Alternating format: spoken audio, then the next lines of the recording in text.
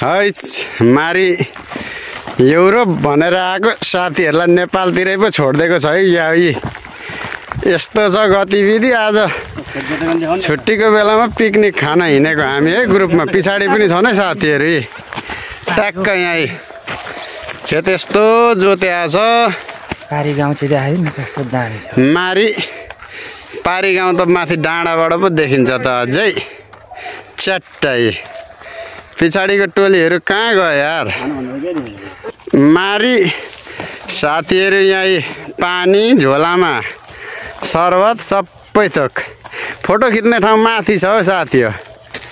यो चाहिँ माथि लेटाङको यो घाँचबाट गुवाबारी मारी। यहाँ अर्को ग्रुप साथीहरू आइपुग्नु भयो। अब स्याउबारीबाट जाने भन्ने कुरो आउँदैछ ट्याक्कै स्याउबारीबाट। यो चाहिँ नेपालको यो लेटाङको गुवाबारी।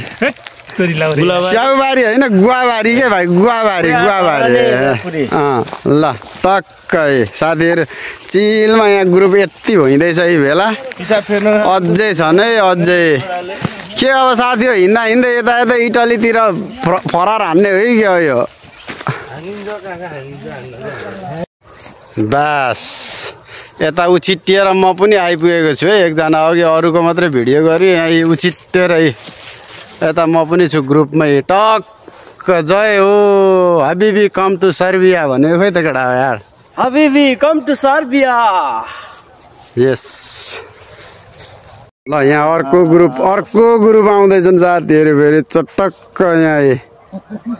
ल आज धेरैजना त छैनौँ हामी। एराउन्ड 20-25 जना चाहिँ छौँ होला। जिन्दाबाद। भोट केमा बियरमा बियर र मासु भातमा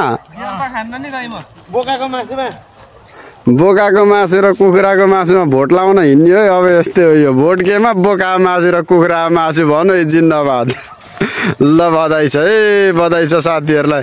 कहाँ इटालीसम्मकै यात्रा हो साथी हो। ल ल ल ल ल उकालो लाग्यो है लाग्यो। हिजो खसी काट्दा साथीले यता यहाँ मुङ्ग्रोले हातमा हानेर यस्तो छ है।